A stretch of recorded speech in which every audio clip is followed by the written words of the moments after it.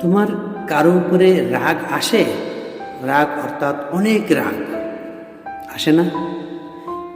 আমারও আসতো, অনেক রাগ আসতো, কিন্তু এখন আসে না। কিন্তু এখন আমি রাগ করিই না।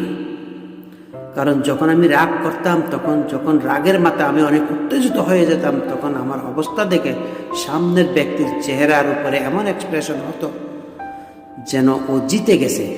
তারপরে আমি বললাম আমাকে, নো নো নো, ভুল সামনের ব্যক্তি করবে, আর রাগ করে স্বাস্থ্য আমি আমার খারাপ করব, এটা তো মানে পুরোপুরি অন্যায়।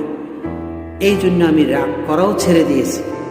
এখন কেউ যদি আমাকে রাগান্বিত করার চেষ্টাও করে, আমি রাগ করি না, বরং ওর থেকে দূরে সরে যাই।